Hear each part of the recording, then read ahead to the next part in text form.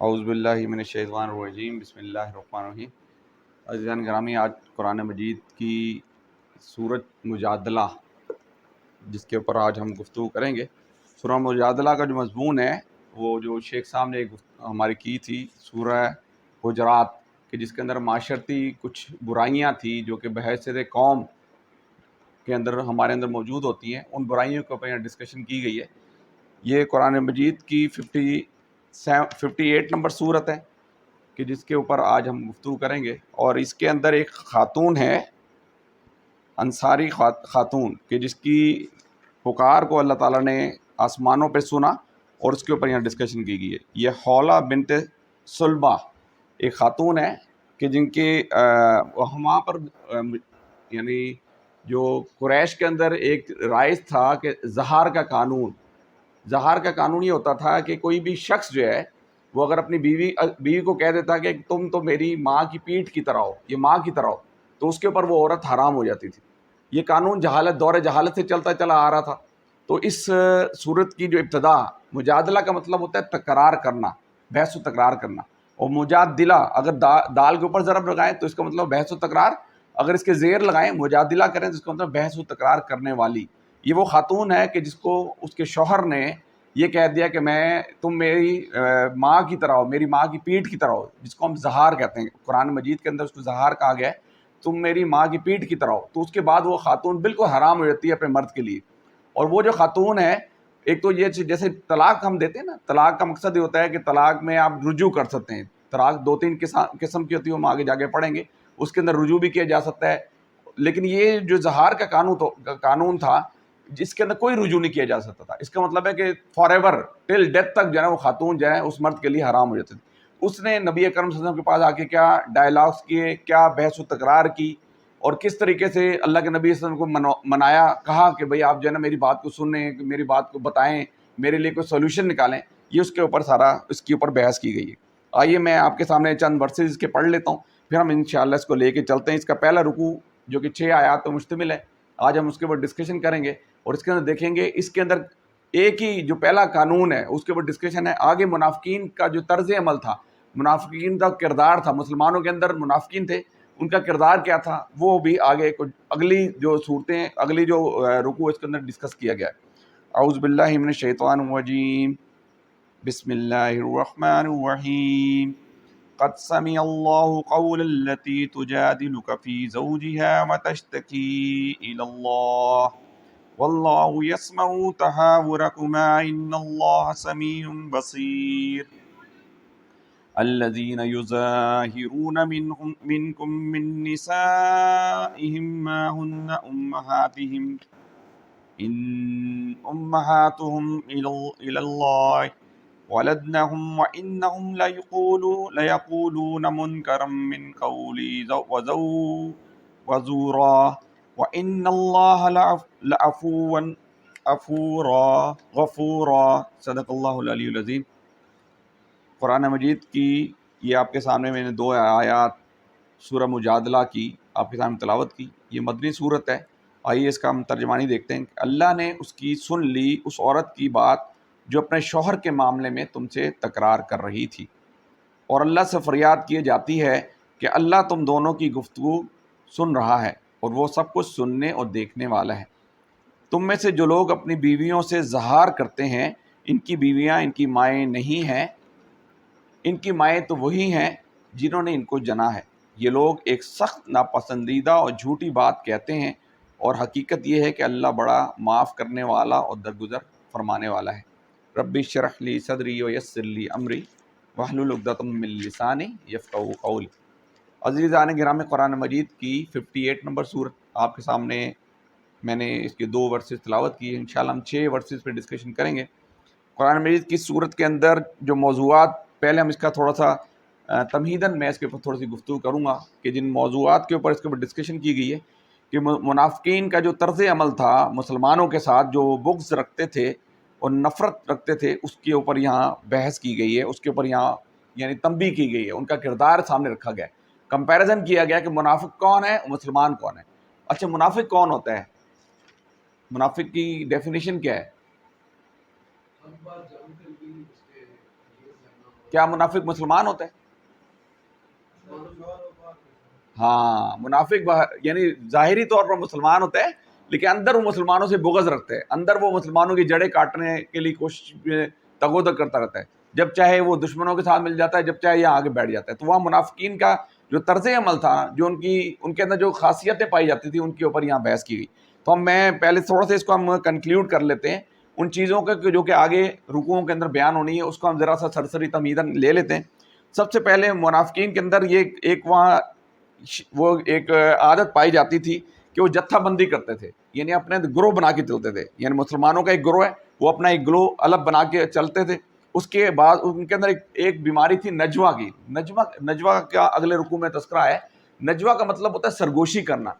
آگے اگلے رکوع میں اللہ تعالیٰ فرما رہے ہیں کہ جہاں 2 بندے ہوتے ہیں تو تیسرا بندہ میں ہوتا ہوں، جہاں 3 بندے ہوتے ہیں چوتھا بندہ میں ہوتا ہوں، جہاں 4 بندے ہوتے ہیں 5واں بندہ میں ہوتا ہوں۔ تو وہ نجوہ کا مطلب ہے کہ وہ مسلمانوں کے درمیان تو بیٹھتے تھے لیکن سرگوشی کرتے تھے کہ یہ دیکھو یہ کیا ہو رہا ہے، وہ دیکھو وہ کیا ہو رہا ہے، یہ ایسے کیا بات کر رہے ہیں۔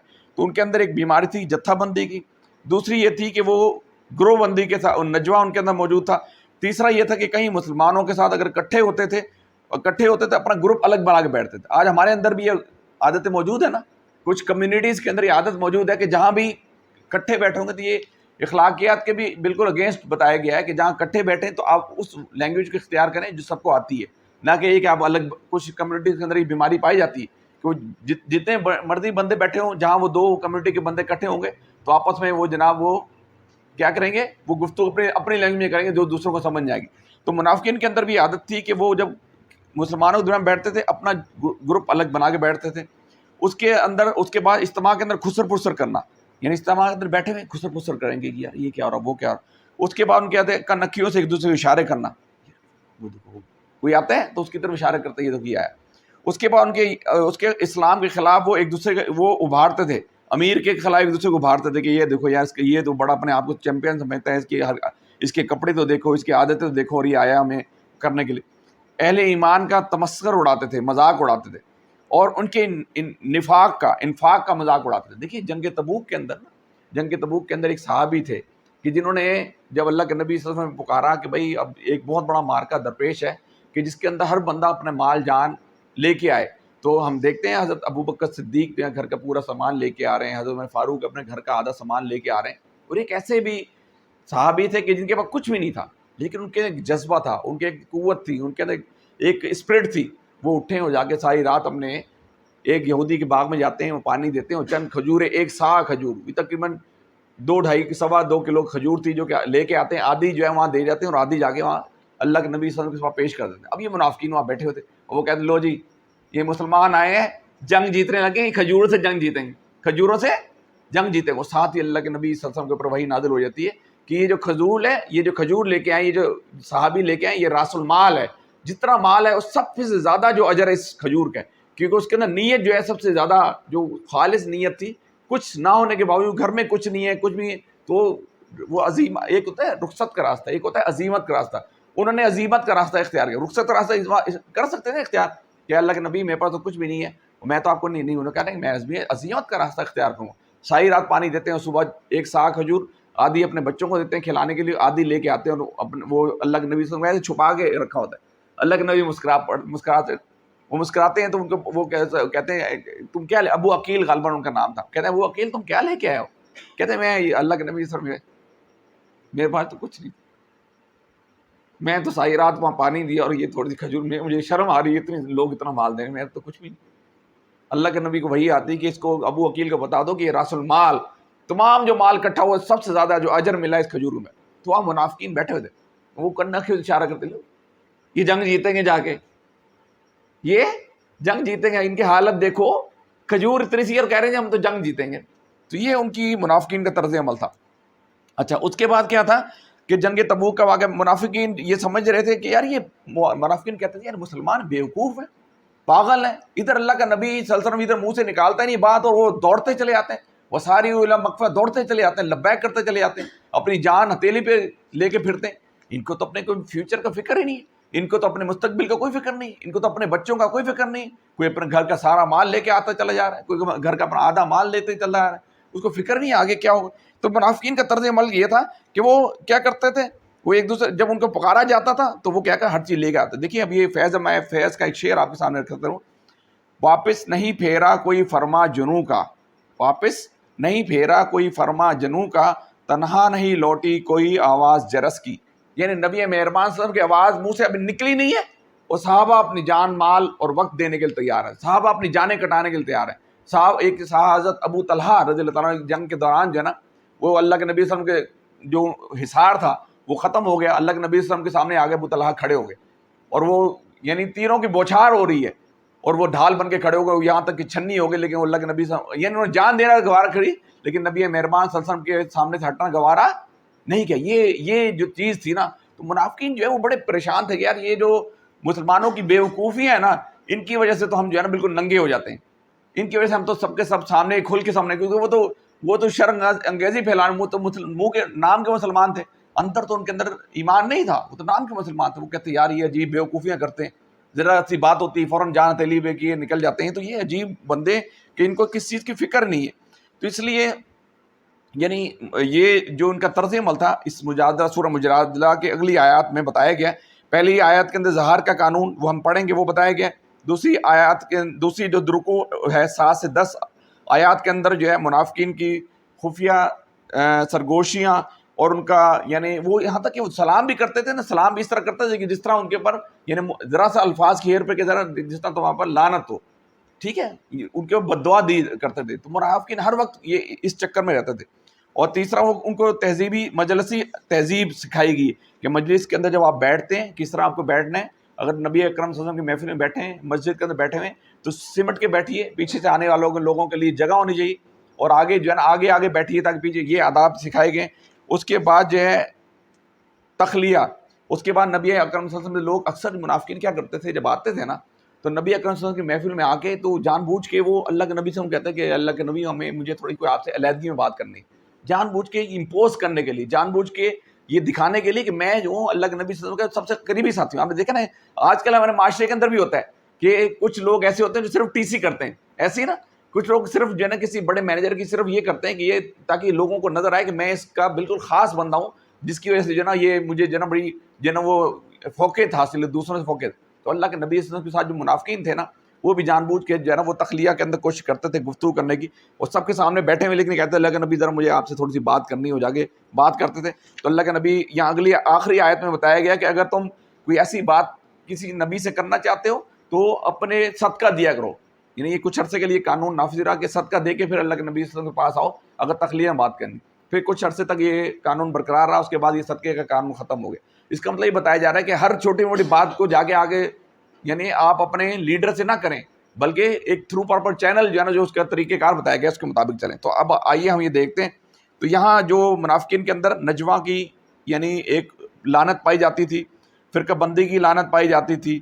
اسلام کے دشمنوں سے یہاں بیٹھے ہیں ہمارے ساتھ ہیں، مسلمانوں کے ساتھ ہیں وہاں بیٹھے ہیں، دشمنوں کو جا کے خبریں پہنچاتے تھے کہ آج مسلمان جو ہے یہ کر رہے ہیں، اور یہاں کی خبریں وہاں پہنچائی جاتی تھی. یہ ساری جو ہے نا وہ یعنی یہاں ایک جو اس صورت کے اندر اسلامی حکومت کے جو خد و خال ہیں اس کو متضاد خد و خال سے نمایاں کیا گیا ہے کہ متضاد خد و خال یہ ہے کہ یہ چیزیں ہوں گی، نمبر 1 نمبر 2 نمبر 3 نمبر 4، یہ 3 4 5 جو آیات بتائی ہیں کہ یہ چیزیں جو اگر ہیں آپ کے اندر تو اس کا مطلب ہے کہ آپ بھی کسی نہ کسی درجے میں منافقت کے اس کے اندر آتے چلے جا رہے ہیں. تو ان چیزوں سے بچنا ہے، ان چیزوں سے پرہیز کرنی ہے. وہ انشاءاللہ جیسے جیسے آگے آئیں گی تو ہم انشاءاللہ اس کے اوپر ڈسکشن کریں گے. آج ہمارا جو گفتگو کا جو مین تھیم ہے، وہ مین فوکس ہے، وہ ابتدائی 4 آیات ہیں کہ جس کے اندر جو وہ خاتون تھی صحابیہ کہ جن کے بارے میں قرآن مجید کے اندر یہ باتیں آئیں. آئیے ہم چلتے ہیں قرآن مجید کی یہ صورت کا اللہ میں اس کا ترجمہ اب لے کے چلوں گا کہ اللہ قد سمع اللہ قول التی تجادلک فی زوجہا، کہ اللہ نے سن لی اس عورت کی بات جو اپنے شوہر کے معاملے میں تکرار کر رہی تھی. اب یہاں پر ایک چھوٹا سا یعنی ایک پوائنٹ ہے جو کہ سمجھنے والا ہے. دیکھیں نبی مہربان قرآن مجید کے تو خود بھی ہے نا کہ نبی مہربان صلی اللہ علیہ وسلم کی آواز سے آپ اونچی آواز نہیں کر سکتے. اب یہاں تکرار کا لفظ آ رہا ہے، اس کا مطلب ہے کہ اگر تھرو پراپر چینل اور اگر کسی ایک یعنی پراپر وے میں آپ جا رہے ہیں، جیسے آپ کا کوئی امیر ہے، آپ کا کوئی باس ہے جس کو آپ سمجھا رہے ہیں کہ یار میں آپ کو بتا رہا ہوں کہ یہ بات اس طرح نہیں ہے جس طرح آپ سمجھ رہے ہیں، تو ایسے موقع پر آپ بحث و تکرار کر سکتے ہیں. ایسے موقع پر اگر کوئی پروٹوکول وائلیٹ ہو رہا ہے تو وائلیٹ بھی کیا جا سکتا ہے. لیکن یہ کیونکہ آپ اخلاص کی نیت سے کر رہے ہیں کہ عدیل بھائی میں آپ کو بتا رہا ہوں، عدیل میرا باس ہے، میں اس کو بتا عدیل بھائی، عدیل باس یہ آپ کو میں بتا رہا ہوں یہ اس طرح معاملہ نہیں ہے، میری بات سمجھ لیں. عدیل صاحب سمجھ نہیں رہے، میں کہہ رہا ہوں سر یہ آپ میری بات سمجھیں، یہ جو آپ غلط کام کر رہے ہیں یہ غلط کر رہے ہیں. اس موقع پہ آپ کو آپ سمجھتے ہیں آپ اخلاص کے ساتھ کر رہے ہیں، آپ کے اندر کوئی منافقت نہیں ہے، آپ اخلاص کے ساتھ کر رہے ہیں تو آپ رولز کو کچھ عرصے کچھ دیر کے لیے وائلیٹ بھی کر سکتے ہیں. اب اس خاتون نے وائلیٹ کیا کہ اللہ کے نبی صلی اللہ علیہ وسلم سے کیا کہ قرآن کہہ رہا ہے، میں نہیں کہہ رہا، قرآن کہہ رہا ہے کہ وہ بحث کر رہی ہے. مجادلہ کا مطلب ہے تکرار کرنا، بحث کرنا. اور مجادلہ کا مطلب اگر ذیل لگا دیتا ہوں بحث و تکرار کرنے والی. یہ خاتون آئی ہے اللہ کے نبی صلی اللہ علیہ وسلم کے پاس آئی ہے اور بحث کر رہی، تکرار کر رہی. کیا کر رہی؟ اب دیکھیے ہم اس کو ساتھ ساتھ لے کے چلیں. یعنی اگر آپ کے اندر اخلاص ہے، اگر آپ اخلاص نیت سے کر رہے ہیں تو یہ کام اس میں کوئی مذائقہ نہیں ہے. یعنی اچھا کچھ منافقین کیا کرتے تھے، وہ فرسٹریٹ ہوتے تھے جب وہ دیکھتے تھے نا کہ یار یہ میرے میں تو کچھ اور کرنا چاہ رہا تھا، ہو کچھ اور رہا ہے، تو فرسٹریٹ ہوتے تھے. پھر کیا کرتے تھے، ادھر کی بات کچھ کی ادھر جا کے پہنچا دی، ادھر اس کی بنا دی، یار یہ آیات تو یہ کہہ رہا تھا، وہ تو ایسا کہہ رہا تھا، اس نے تو تمہارے خلاف یہ کر دیا. ان چیزوں کی ممانعت کی گئی ہے. اب یہ دیکھیے اب کیا ہو رہا ہے کہ اب یہ ہوتا ہے کہ بعض کا آپ کی بحث ہوتی ہے ریلیونٹ فورم، یعنی آپ کسی بھی جگہ پہ کوئی یعنی بہتری چاہتے ہیں، آپ یہ چاہتے ہیں کہ یہ جو قانون ہے یہ صحیح نہیں چل رہا، یہ جو میں کام کر رہا ہوں یہ جو کام ہو رہا ہے یہ صحیح نہیں ہو رہا، تو آپ ریلیونٹ فورم پہ جا کے بحث و تکرار کریں گے. تو اس چیز کی اجازت قرآن مجید دے رہا ہے کہ اب اللہ کے نبی صلی اللہ علیہ وسلم سے وہ بحث کر رہی خاتون. اچھا ابھی دیکھیے بحث کرنے کا کیا طریقہ کار ہوتا ہے. اس میں جماعتی زندگی میں یا اجتماعی زندگی میں دو صورتحال ہوتی ہیں. ایک تو ایک پراپر چینل پہ آپ جائیں اور پراپر چینل پر اپنی رائے کا اظہار کریں، تکرار کریں، اور پروٹوکولز اگر اس میں وائلیٹ ہو رہے ہیں تو اس کو وائلیٹ بھی کریں اور اس چیز کو کوشش کریں کہ یہ سیدھا ہو جائے. دوسرا یہ کہ اللہ سے فریاد کریں کہ اللہ تعالیٰ یہ جو کام ہو رہا ہے یہ صحیح نہیں ہو رہا اور میں اس کو صحیح کرنے کی کوشش کر رہا ہوں، اور اے اللہ تعالیٰ تو ہی راستہ بنانے والا ہے، تو ہی سبب بنانے والا ہے، تو اللہ سے اس کی فریاد کریں. آئیے ہم دیکھتے ہیں کہ اب یہ خاتون کیا کر رہی ہیں. یہ خاتون ہے خولہ بنت سلبہ، خولہ بنت سلبہ کہ جن کی بارے میں یہاں بات بتائی جا رہی ہے کہ قد سمع اللہ قول التی تجادلک، کہ اللہ نے سن لی اس عورت کی بات جو اپنے شوہر کے معاملے میں تم سے تکرار کر رہی ہے. کس سے تکرار کر رہی ہے؟ کس سے تکرار کر رہی ہے؟ نبی اکرم صلی اللہ علیہ وسلم سے. اور اللہ کی قرآن مجید خود کہتا ہے کہ اللہ کے نبی اکرم صلی اللہ علیہ وسلم کی بات جو ہے اس کی آواز سے اپنی آواز نیچی رکھو. اب یہ خاتون کیوں کر رہی ہے؟ یہ خاتون جو ہے ان کے شوہر نے ان کو زہار کر دیا. یعنی وہ جو قانون تھا کہ جس کے تحت جو ہے اس نے کہا کہ زہار کا مطلب ہوتا ہے کہ یعنی اب یہ عورت جو ہے، یہ میری بیوی جو ہے میری ماں کی پیٹھ کی مانند ہے. زہار کا مطلب ہوتا ہے وہ جانور جس کی پیٹھ، تو اس نے میری پیٹھ، میری ماں کی پیٹھ کی مانند. یہ جو قانون دور جہالت سے چلا آ رہا تھا، اب اس خاتون نے کہہ دیا. وہ خاتون بڑی پریشان اللہ کے نبی صلی اللہ علیہ وسلم کے پاس آتی ہے اور کہتی کہ اللہ تعالیٰ کے نبی یہ تو جو ہے نا وہ میرے شوہر جو تھے ان کا ہرگز یہ مطلب نہیں تھا، وہ تو جذبات میں آ کے ان کے منہ سے یہ نکل گیا اور وہ تو اس طرح چاہتے نہیں تھے. اللہ کے نبی چپ، کیونکہ اللہ کے نبی کوئی ایسی بات نہیں کہتے تھے کہ جو انہوں نے اپنی طرف سے کہنی ہو، وہ بات کہتے تھے جو اللہ کی طرف. اب وہ چپ ہیں. پھر وہ کہتے تھے کہ اللہ کے نبی آپ میری بات سن کیوں نہیں رہے، میری بات سمجھیں، میں کوئی ایسی معاملہ نہیں تھا، یہ میرے شوہر نے جذبات میں آ کے کوئی ایسی بات کر دی ہے تو میرے بچے برباد ہو جائیں گے، میں برباد ہو جاؤں گی، میرا شوہر خود ایجڈ ہے، وہ اس کے کوئی رکھوالی اس کی جو ہے نا پریشانی، اس کو وہ پریشانی میں مبتلا ہو جائے گا. اللہ کے نبی چپ. یہاں تک کہ کچھ روایت میں آتا ہے کہ انہوں نے کہا کہ اللہ کے نبی نے کہا کہ بھئی یہ تو اب تم تو اپنے شوہر کے لیے حرام ہو گئی. پھر وہ بحث کرنے لگی دوبارہ. یہ اس کا مطلب ہی ہے. مجادلہ کا مطلب ہوتا ہے بحث و تکرار کرنے والی. اب وہ بحث کرنے کے اللہ کے نبی آپ میری بات سنیں، یعنی وہ اخلاص سے کہنی تھی، یہ نہیں کہ منافقت والی، وہ اخلاص سے کہ اللہ کے نبی میری بات سن لیں، میری بات کو سمجھیں، میں برباد ہو جاؤں گی، میرے بچے برباد ہو جائیں گے، اور یہ میرے شوہر. اللہ کے نبی چپ.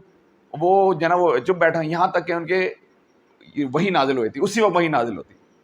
ایک صحابی ہیں، اچھا وہی جو کس طرح ایک صحابی کے جن کے بارے میں یہ آتا ہے زید بن ثابت.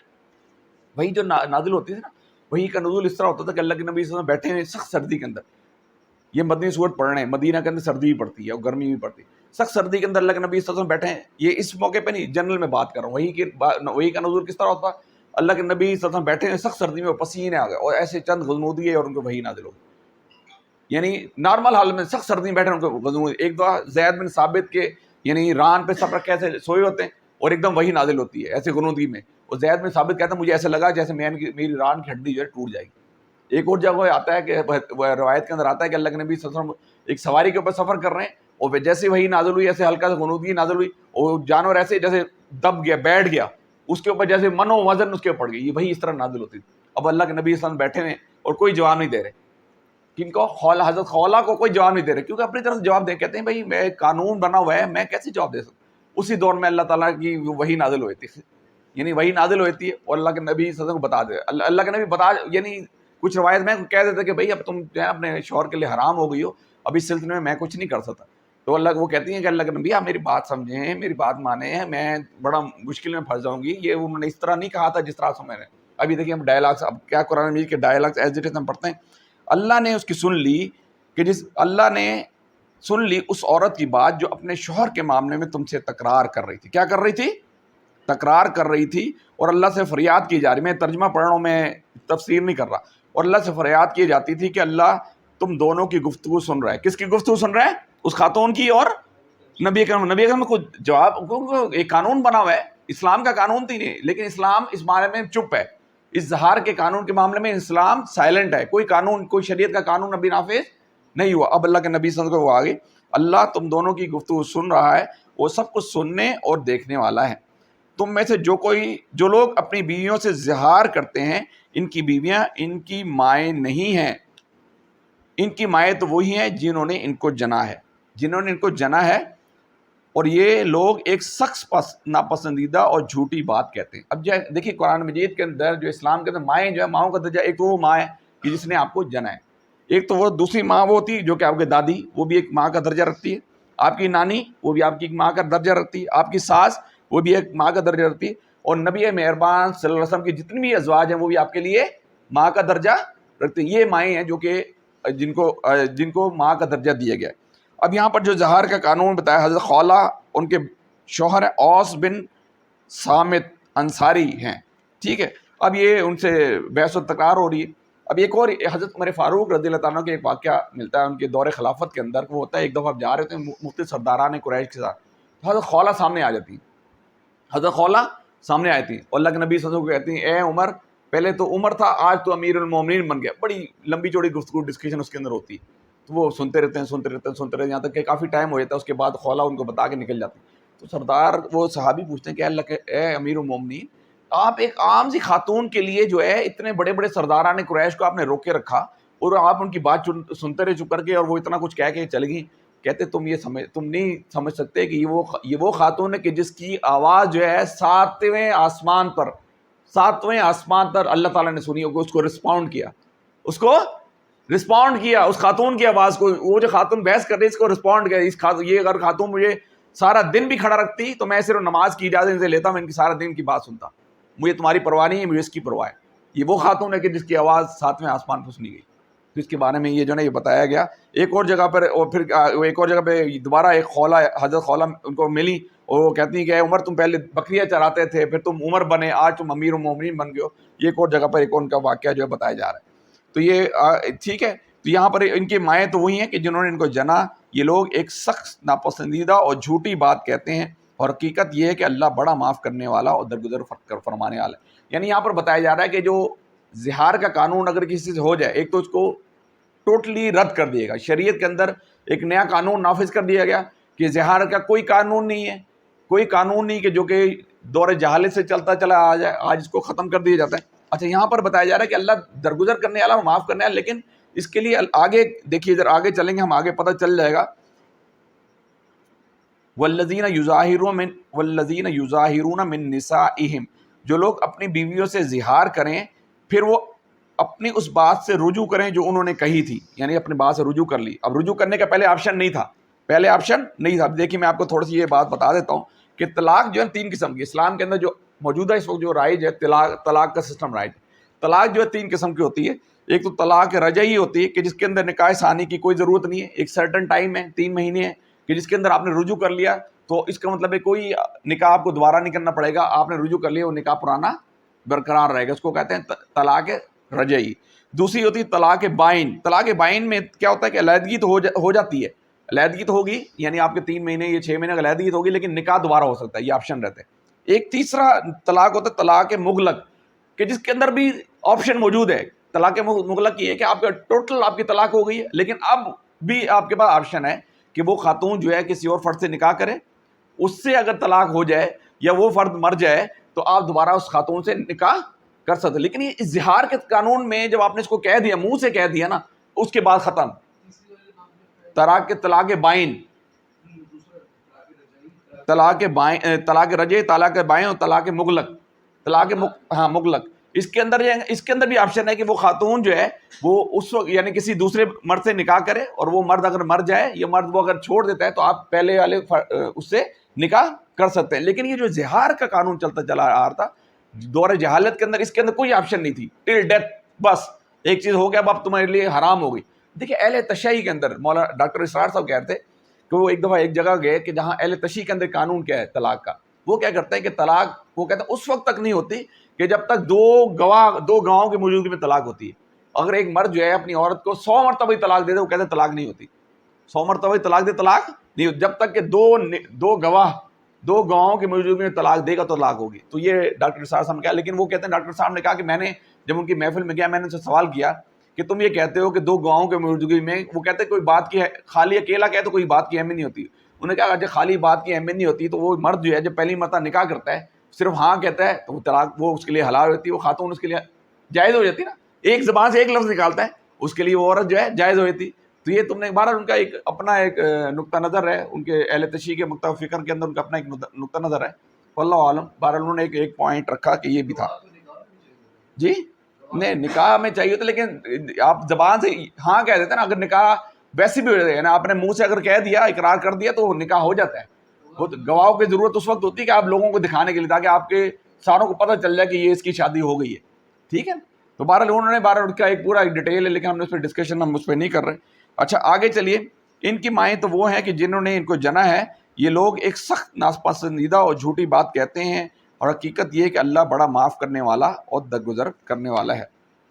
اچھا، اور جو لوگ اپنی بیویوں سے زہار کریں اور پھر اپنی اس بات سے رجوع کریں جو انہوں نے کہی تھی، تو قبل اس کے کہ دونوں ایک دوسرے کو ہاتھ لگائیں ایک غلام کو آزاد کریں. اب انہوں نے کہا کہ اللہ کے نبی کو، کہ اللہ کے نبی میں غلام تو کیا، میں تو خود غریب ہوں اتنا، میرا میاں خود غریب ہے، تو غلام تو ہم مشکل ہے بھائی، ہم تو غلام نہیں دے سکتے. اب اللہ کے نبی دوسرا آپشن، یہ اللہ بتا رہا ہے دوسری آپشن. اب دیکھیں دوسری آپشن کیا ہے. اس سے تم کو نصیحت کی جاتی ہے جو تم کچھ کرتے ہو اللہ اس سے باخبر ہے. اور جو شخص غلام نہ پائے وہ 2 مہینے کے روزے رکھے. اب انہوں نے کہا اللہ کے نبی میرا میاں تو اتنا بوڑھا ہے، وہ ایک دن کا روزہ نہیں رکھ سکتا، ایک دن میں اس کی حالت پتلی ہو، آپ 2 مہینے کے کھا رہے ہیں تو 2 مہینے کیسے پوری کرے گا. اب اللہ نے تیسری دیکھیے اللہ تعالیٰ، میں نے بتایا اللہ تعالیٰ 70 ماہوں سے زیادہ محبت کرتا ہے. اللہ تعالیٰ نے اپنے ہاتھ سے لقد خلقنا الانسان فی احسن تقویم، اپنی ہاتھ سے اس کو تخلیق کیا. وہ نہیں چاہتا کہ میرے بندہ بھی جو ہے جہنم کے اندر چلے جائے. دیکھیے ماں ہے نا، اس کا بچہ غلط کام کرتا ہے نا، اس کو ایک دفعہ وارن کرتی ہے بیٹے یہ غلط کام ہے ایسا نہ کرو، دوسری مرتبہ وارن کرتی ہے، تیسری مرتبہ ایک زوردار ریپٹا لگاؤ. اس لیے نہیں لگا رہی، اس لیے لگا رہی کہ آج یہ اگر غلط کام کی طرف چل پڑا تو یہ آگے بڑھتا یہ اپنی زندگی تباہ کر بیٹھے گا. تو اس کو جو تھپڑ مارتی اس لیے مارتی کہ یہ غلط کام نہ کرے. تو اللہ تعالیٰ بار بار وارن کر رہا ہے، بار بار سکھا رہا ہے، بار بار بتا رہا ہے، پیار سے بتا رہا ہے، محبت سے بتا رہا ہے، ڈانٹ سے بتا رہا ہے، سزائیں دے کے بتا رہا ہے. ٹھیک ہے نا. یہ ساری چیزیں بتا اس لیے کہ میری قوم، میرے لوگ سدھر جائیں، میرے لوگ سمجھ جائیں، میرے لوگ جو ہیں میں نے اتنی بڑی جنت بنا رکھی ہے، میں نے اتنی بڑی اس کے لیے نعمتیں بنا رکھی، تو میرے لوگ جو ہے میں چاہتا ہوں کہ میرے ہاتھ سے میں نے جو بنائے میری جنت کے اندر آئے. تو یہاں پر کیا ہے.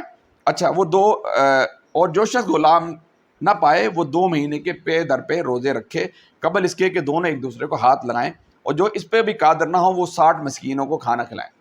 اب جو حضرت خولہ نے کہا کہ لو 60 مسکین تو ہم تو خود غریب، ہم 60 مسکینوں کہاں سے کھانا کھلائیں. تینوں آپشن. لیکن اللہ کے نبی صلی اللہ علیہ وسلم وہ تو لیڈر تھے نا، ٹیم لیڈر تھے، وہ رحمت للعالمین تھے، انہوں نے راستہ تو نکالنا تھا.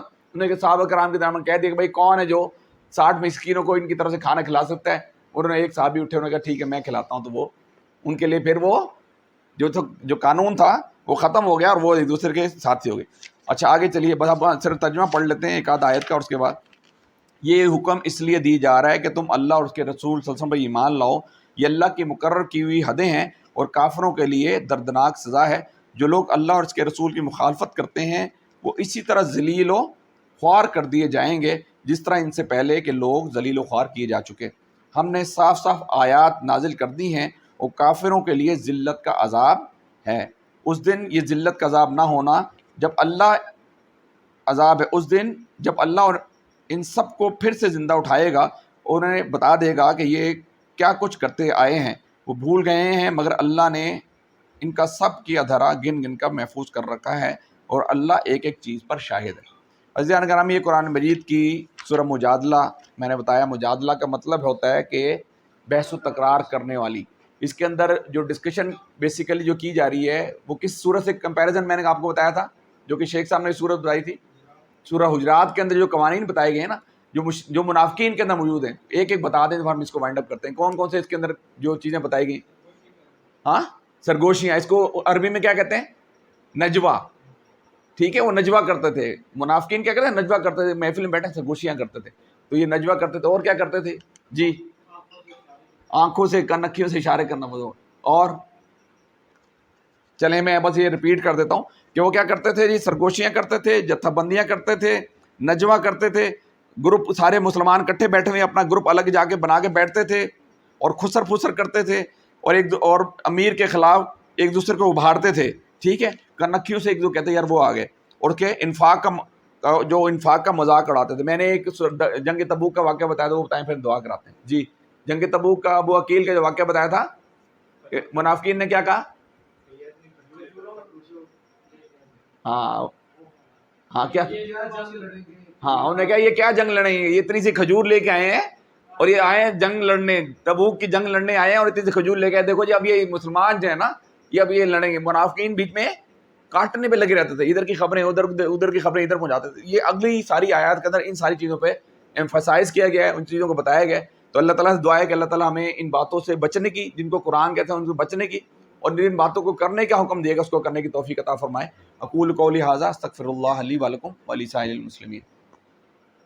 اللہم صلی علی سیدنا شفیعنا مولانا محمد وعلی آل صلی اللہ سیدنا شفیعنا مولانا محمد وبارک وسلم علیہ۔ ربنا آتینا فی الدنیا حسنہ وفی الآخرۃ حسنۃ وقنا عذاب النار۔ ربنا لا تزغ قلوبنا بعد إذ هديتنا وهب لنا من لدنك رحمة إنك أنت الوهاب۔ اللهم إني أعوذ بك من الهم والحزن والعجز والكسل وذل الدين وغلبة الرجال۔ رب اغفر وارحم وأنت خير الراحمين۔ رب اغفر وارحم وأنت خير الراحمين۔ یا مالک، یہ سورہ مجادلہ کی روشنی میں جن چیزوں کا ہم نے تذکرہ کیا، جن چیزوں سے بچنے کے کہا جا رہا ہے، یا اللہ اس پہ عمل درآمد کرنے کی توفیق عطا فرما۔